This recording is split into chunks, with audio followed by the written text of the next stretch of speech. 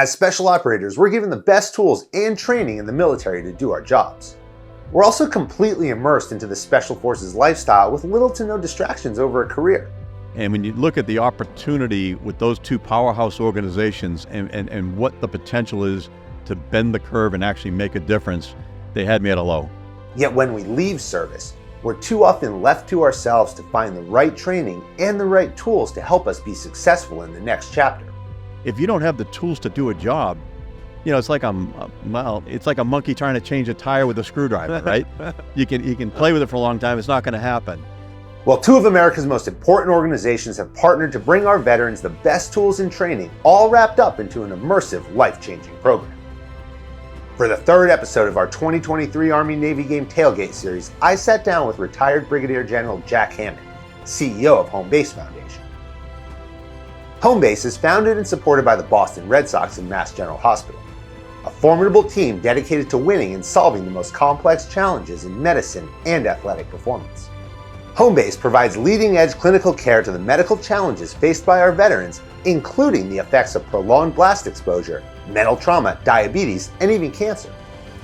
Veterans train directly with the best medical and athletic performance professionals in the industry with one goal in mind: return our military personnel back to society, ready to perform at the highest level and continue to lead others.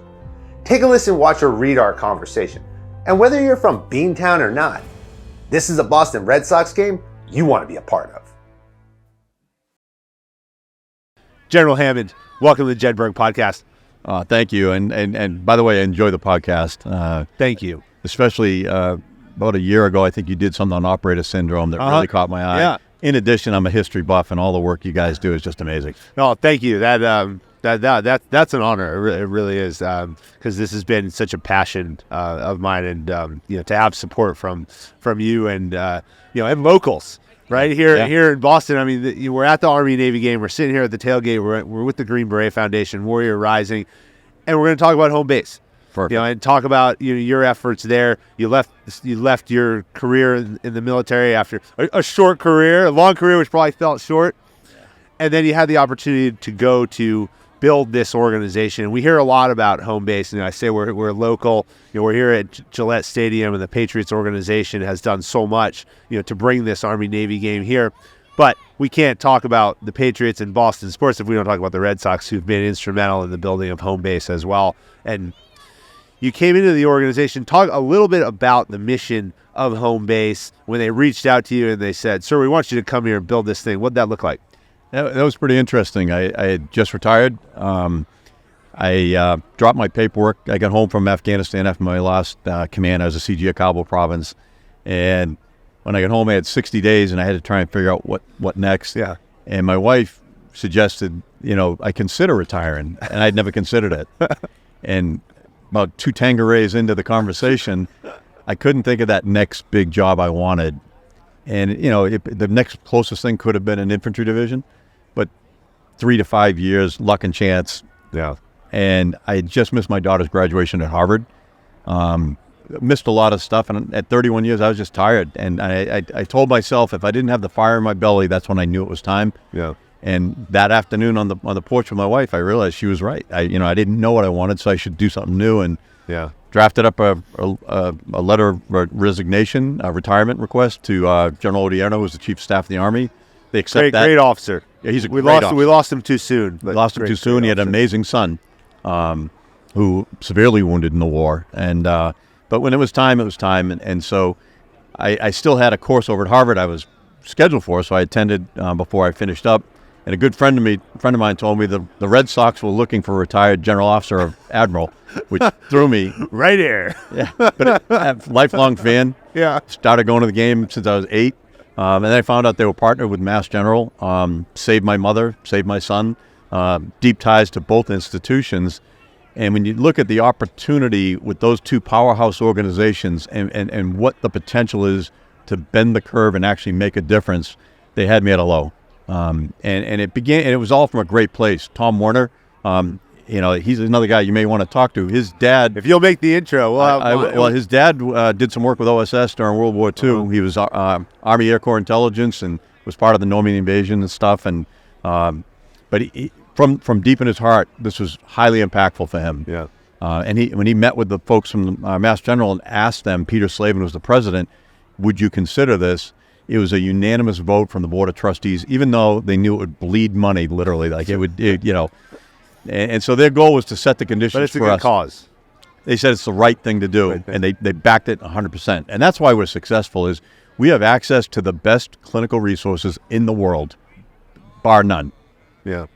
No, absolutely. And, I think when we talk about building great organizations, we do talk about the Red Sox. We're very fortunate on the Jedburgh podcast. Episode number 3 was Jerry Remy. Yeah. And I was fortunate to grow up, in and around him. He was like a second dad to me, and his youngest son was my best friend growing up. And when I started this podcast, or had the idea to start it, I reached out to him and said, "Hey, I need some advice. I want to pursue." I studied journalism at Boston University 20 plus years ago, and you're the guy I know who's really dominated this industry, and now if I want to do it, what is it going to look like, and what's it going to be? And he gave me a lot of sound advice, and then I was like, will you be one of my first guests? Yeah, and absolutely, and that was and it was awesome to be able to sit down with him and tell his story from our perspective before we lost him. But they do so much. So when you talk about the partnership of home base with Mass General, you are looking at one of the probably premier medical facilities, medical research facilities. Our warriors of all service branches, as they transition, face tremendous struggle. I was speaking last week, and we've been talking a lot recently about veteran transition, and I said becoming a Green Beret wasn't the hardest thing I've ever done. Becoming not a Green Beret was the hardest thing that I've ever done. And when you compound that with mental and emotional trauma that so many have, there's got to be an outlet for it. So as you built the organization, you answered the call, raised your hand, and stepped into the role, and the mission was given to you to create it. Can you talk a bit about the programs and the importance of the programs that home base is focused on? Sure. So when I got there, we had 25 employees, mostly clinicians, and my good friend and battle buddy at home base is Mike Allard. Mike got the GOBI, the Good General Officer Bright idea, when the Red Sox and Mass General said, hey, we want to do this cool thing. Mike had to pull the resources together to build the team. And what they did, and it's an elegant structure, we don't have all full-time employees on the clinical staff. We buy time from their salaries from Mass General and Harvard and Spalding and Mass Eye&Ear. So they donate the time. You don't have the. They donate it. I mean, we pay them. They're all well paid. Yeah. But you got to pay well to get the best. Right. And if we try, but we don't need a neuropsychiatrist 40 hours a week. We target the amount, and then we only have to pay that amount, and it's cost effective. And Mike built this great system. So as we decided to look at how do we grow beyond just treating Greater Boston, Eastern Massachusetts, which was our primary base, because that's as far as somebody was willing to travel for a 1 hour appointment every week. Yeah. We created this 14-day intensive clinical program for PTSD, substance use, or traumatic brain injury that compresses 2 years of therapy into 2 weeks. Wow. This enabled us. How do you do that? So think of it this way. We're here at Gillette. Have you done physical therapy for some of your many injuries? I have. Once a week for an hour. Yeah. They twist and turn. They give you homework. You come back next week. You lie about doing everything. Of course I stretched 4 times a day for Twist and 15 turn, minutes. come back another week, and over time you get better. If you could get a hotel here and work out with the sports medicine team from 8 in the morning to 8 at night, doing everything from cryogenics, acupuncture. Are you working with C-SPAR? We are doing some work with C-SPAR. So we were here a couple of weeks ago. That episode will come out just before this, but we went and sat down with C-SPAR. Went through the whole evaluation, so I had the opportunity to go in there. Yeah. They took me in, and you gave me the assessment, which I think I scored. I don't remember the exact number, but it was in the 50s. So I kindly acknowledged that I failed. You need some work. But I need some work. And then we talked about, now how do we combat these limitations that I have physically? And then I got in the cryo chamber at minus 220. That's no joke. First minute was okay. Yeah. First minute, you're like, this isn't that bad. Second minute, you say, it's starting to get cold. And then by the third minute, you're going, oh, God. I'm good. I got to get out of here. Well, so imagine now if you could go work with the Patriots team, sports medicine guys, for 8 hours a day, 10 hours a day for 14 days straight, would you do better than you did 1 hour a week for 12 I would weeks? jump on that opportunity. Would you get better faster than 1 hour a week Absolutely. for 12 weeks? So that's what we did with the 2-week program. We have them from 8 in the morning to 8 at night doing a range of things packaged really well so that we unlock the challenges that they have, and then we give them the skills that they need to deal with whatever the issues were moving forward. And it's a game-changing program. We've been running it now for 7 years. We've had thousands of guys go through it. And at this point now, based on another program I'll share in a moment, we do every 2 weeks, 24 guys. We fly them in from anywhere in the world at no cost. Wow. And we've treated guys from all 50 states and flown them in from 13 countries. Because of the success of that and this polytrauma brain injury program we created for the special operations community, we now have one cohort group of 12 every single month that are all special operations team members. Every month. You mentioned when we started that you listened to episode 18 with Dr. Chris Free on operator syndrome. Talk for a second about your perspective on operator syndrome. Define real quickly. It's that really the aggregate experiences that you've had throughout a career, a sustained career, 10, 20, 30 years, are compounding. I think it's worse than he thinks it is. He's got a book coming out. Well, and the reason I say I think it's worse is we're doing research on that right now, and the lead for our traumatic brain injury program is this amazing doctor who actually received an award last night at the Army-Navy Gala.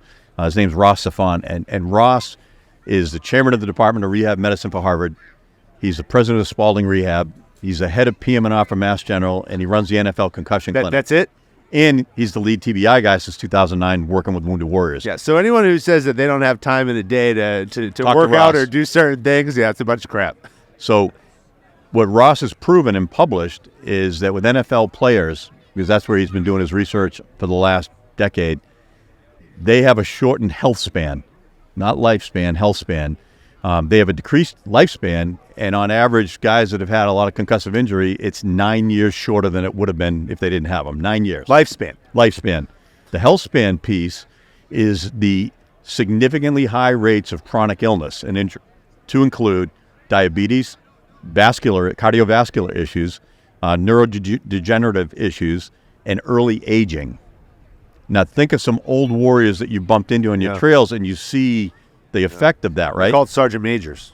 And that's what 30 years does. And so through our work, we've now seen almost 1,000 operators in the last 2 years, and we take a lot of data on them. And what we've learned already is the fact that, number one, 60% of their injuries take place in training. All of them have an indiscernible number of concussive injuries. And when you start trying to add up any concussive exposure, and I heard you talking about it a moment ago, those sound waves blasting through your body, every time you're at a range or a breaching operation, you feel a thump in your chest, a sonic wave just tore through your body. Right. And as you talk about it, it affects all the cellular level and everything. They have an indiscernible number. And then they have toxic exposure. So you've got all the effects that we know and have proven with the NFL players. They're going to be present with the operators. But then you add to that explosive concussive injuries and toxic exposure. It's not going to be a better story. It's going to be a worse story. Yeah. So we're now going to work and shift some of our efforts so that we can get ahead of this and bend the curve. If what we hope to accomplish happens, we're going to be able to figure out what are the downstream chronic illnesses associated with concussive injury that we see in operations team members. And then when can we start looking at them instead of 50, 48? Right. Let's look at them at 32. And if we see the early signs of diabetes, if we see the early signs of cardiovascular, we can nip it in the bud before it even hits. Yeah. Does that make sense? Yeah. Think about that number. That's an incredible number when you talk about the shortening of a lifespan. But I'm reminded also of Allison Brager, who you may know. So Dr. Allison Brager, who is specializes in sleep. Yep. And her and I have had numerous conversations about the effect of lack of sleep. So now if you're taking the factors that you're talking about, you're going to lose 9 years on your life because of these concussive events. Now you're going to lose another 3, 4, 5 years because of a lack of sleep. That's a lot of time. That's 15 years of your life. So what we found, and so in 2019, the medical leadership from Development Group reached out to us. Uh-huh. and they asked us to build this polytrauma TBI program for operations team members. And initially it was for them, and we said, no, we're doing it for all. And through this program, they come to see us, and they'll come over and we'll do their behavioral health check, all their mental health stuff. We'll do all their imagery and screenings and cognitive testing for traumatic brain injury stuff. They'll send them over to Mass Eye and Ear for vision and hearing checks. And we found some interesting things, like a lot of these guys were having migraines, and part of the problem was they had one eye over the iron sight for years, one eye scanning, and their eyes were just slightly askew to the point where you can't see it, but the Mass Eye and Ear guys picked it up. And by making some corrective things, their migraines went away. We've had other guys that have had 10 years of migraines that we made just minor adjustments and put them on some minor levels of blood pressure medicine, and migraines for 10 years went away. So there's all sorts of amazing things that our team has been able to do. Then they go over to the MGA sports medicine team, the guys that treat the Bruins, the Red Sox, and the Patriots. They do a full musculoskeletal exam because we know there's neck, shoulder, back injuries that affect your sleep, that affect your cognitive function, and then they go to the MGH Sleep Center. So we know going forward, the areas we want to find better outcomes for are certainly the mental health. We have that pretty well covered, but we're always getting better.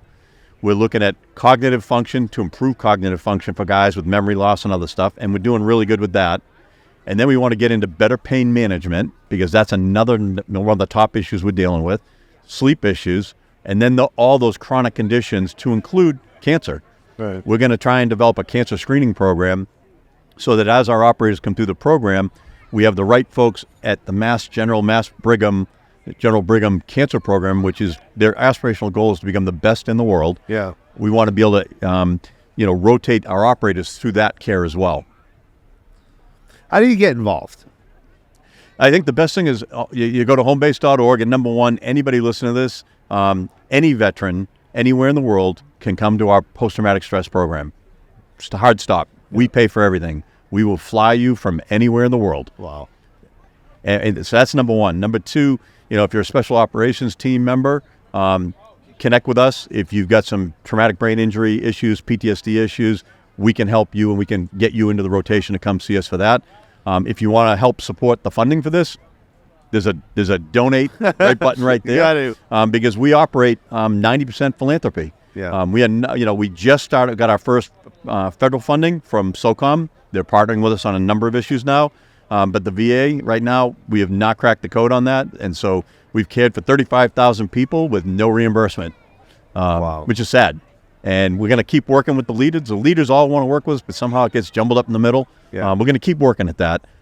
So we are supported by a grateful nation of Americans that value the service of our men and women. And so they keep showing up for us. Corporate partners show up for us. And they fund the stuff that should be getting taken care of by other people. But we're not going to let that fall by the wayside. We're going to continue to find ways to treat folks that need the care and provide them the best care possible. What's the best part? The best part is Friday graduation for me. Every 2 weeks, 24 guys graduate. I watch them on day one. It's hoodies up, eyes down. Nobody talks to anybody. Angry, grumpy. We've got Vietnam vets. I have a good friend, Hal Croft, that joined our program. Hal earned a Silver Star and a Bronze Star after dropping out of Villanova, joined the Marines, fought at Quezon, earned those awards, came back, finished his degree, became an English teacher, and became the winningest track coach in American history. Reading High, 29 years undefeated. Great Marine. He carried around his stuff from Vietnam for 50 years, and he came and got the care and is raving about it. Yeah. We've had Navy SEALs, Green Berets from Vietnam that routinely come through the program, and they're a little hesitant because they're like, I don't want to take the young guys' stuff. Right. Young guys love them when they come to that, and you know that, just like I saw your conversation earlier. Yeah. We love our older veterans. We want to make sure they get the care that they should have got, the treatment they should have got, and the welcome they should have got years ago. Well, that's one of the most important things, I think, when we talk about transition and where do veterans go post-service and what do they do. We have a responsibility, I think, as whether they be nonprofits, the military, the government, whatever it is. Our country has a commitment. Our country has it. They have a commitment that's going to return our servicemen and women to society, to contribute to society. Make them whole. Yeah. Nobody's looking for parades awards or any of that stuff. They just want to be made whole so they can reclaim their life and move forward. Yeah. And that's what we give them the tools to do. And I tell the guys at graduation, we did not fix you. Take that and scrub that. You guys are all self-starters that can do incredible things, right? And I know what it takes to become a Green Beret. What you did to do that, what the SEALs do to go through buds and all that stuff is miraculous. You had the tools. Then you had the tools to go do the things you did overseas. Yeah. When you came home, nobody gave you the tools. If you don't have the tools to do a job, it's like it's like a monkey trying to change a tire with a screwdriver, right? You can play with it for a long time. It's not going to happen. We gave the guys, when they come to us, they get the tools. We explain to them what's going on inside their body, what the physiological impact of what they've been through is, and then how to address it. And when you give high-performing people the tools they need to succeed, they succeed and they thrive. And they surprise you. They surprise you every time. All day long. Well, we got a game to get to. We got a game to get to. And we got to... It's starting to get cold, which is exactly what we want. There's helicopters flying overhead. I think we're going to have the Golden Knights coming in here in a little bit. Yep. Sir, thank you for everything you did. Thank you for your service and thank you for your leadership. For guys like me, who served, under officers like yourself, it's really important and inspirational to see the career that you had, not only in the military, but then to carry that forward and do what you're doing today at home base, continue to make an impact, because that's truly why we serve, is to make an impact on those around us and those who come after us. But thank you so much for continuing that mission. Thank you for your service, and thank you what you're continuing to do by spreading the good word like this. I love it. It's fun. Doesn't feel like work. Thank you. Thank you.